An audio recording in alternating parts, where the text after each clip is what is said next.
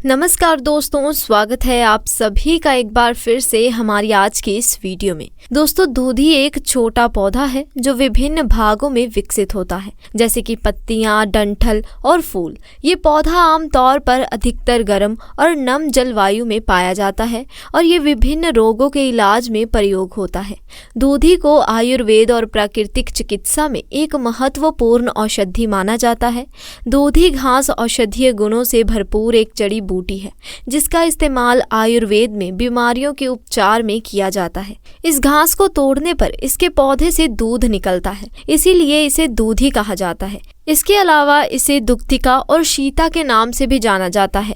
इसमें यूफोर्बिया थाइमीफॉल्मिया भी कहा जाता है। ये घास दो तरह की होती है, एक छोटे पत्तों वाली जिसके पत्ते और फूल हल्के लाल रंग के होते हैं, वहीं दूसरे बड़े पत्तों वाली जिसके पत्तों का रंग हल्का लाल रंग का होता है, लेकिन दोनों के गुण एक समान होते हैं।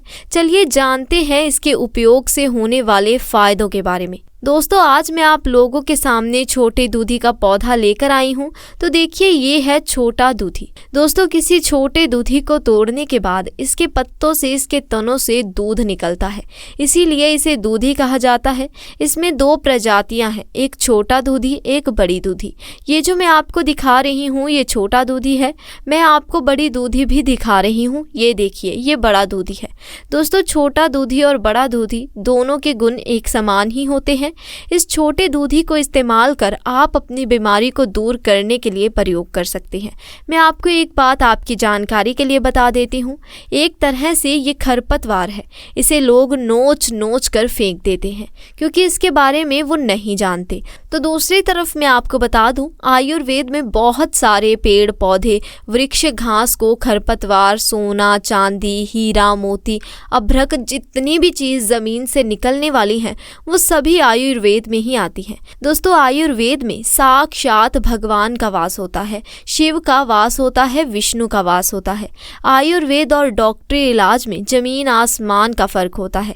डॉक्टरी इलाज जो होता है वो तुरंत असर दिखाता है, लेकिन जड़ी बूटी अपना असर कुछ समय बाद करती है और डॉक्टरी इलाज दोबारा से भयंकर रोग लेकर आते हैं। लेकिन जड़ी बूटी खाने के बाद रोग जड़ से ही नष्ट हो जाता है, कभी दोबारा भयंकर रूप नहीं लाता।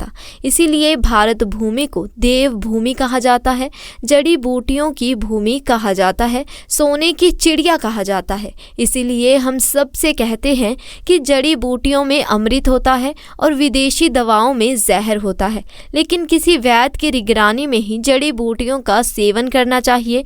अमृत से बढ़कर होती हैं जड़ी बूटियां। ये जड़ी बूटियां जमीन में फैली होती हैं, चारों तरफ फैली होती है।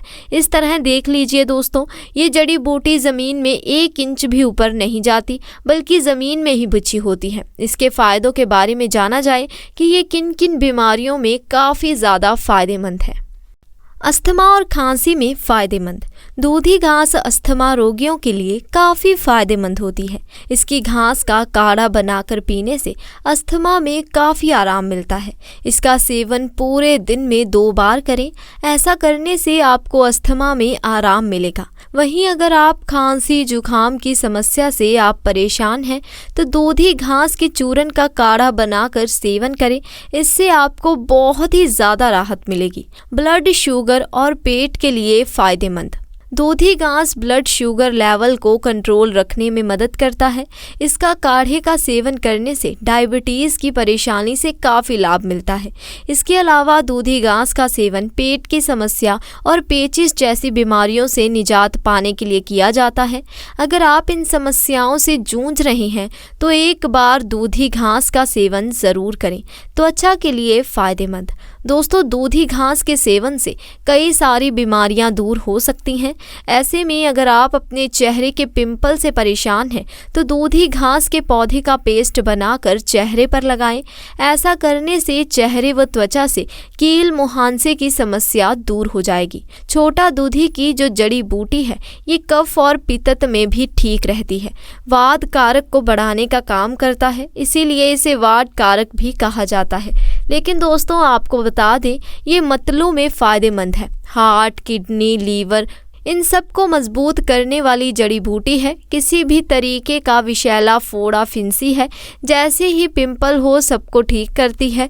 ये आयुर्वेदिक चमत्कारी जड़ी बूटी है। दूधी का पौधा कड़ी धूप में भी खिला रहता है, सूखता नहीं है। इसके और भी फायदे हैं तो वो भी जान लें कि ये हमारे लिए और कितना फायदेमंद है।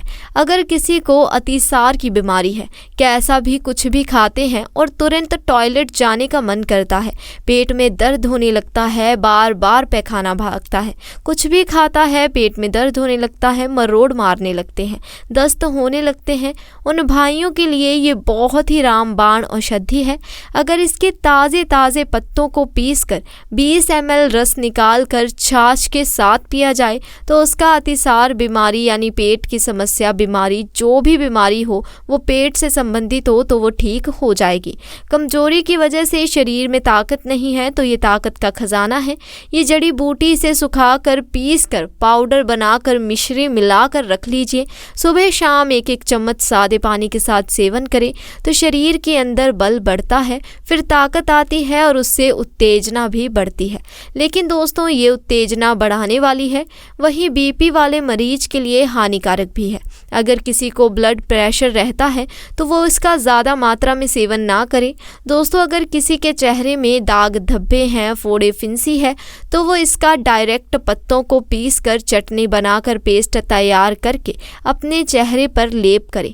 चेहरे में इससे चमक आ जाएगी और फोड़े फिंसी चेहरे की समस्या बिल्कुल ठीक हो जाएगी। जड़ी बूटी कफ को भी साफ करती है। अगर कोई कफ का रोगी है तो इसे सुखाकर पाउडर बनाकर रख लीजिए और उस पाउडर में आप इस जड़ी बूटी के पाउडर के बराबर मिश्री मिला लें। अब इस्तेमाल करने की विधि दोस्तों, हर रात को रोज सोते समय इस जड़ी बूटी का 1 चम्मच मुंह में डाल लीजिए और धीरे धीरे चॉकलेट के जैसे चूसते हुए रात को सो जाइए। रात भर पानी ना पिएं, 8 घंटे यानी पानी से बचें और कष्ट वाले व्यक्ति को ये बहुत ही ज़्यादा फ़ायदा देगा। दोस्तों इस जड़ी बूटी के फ़ायदे इतने ही नहीं हैं, और भी हैं।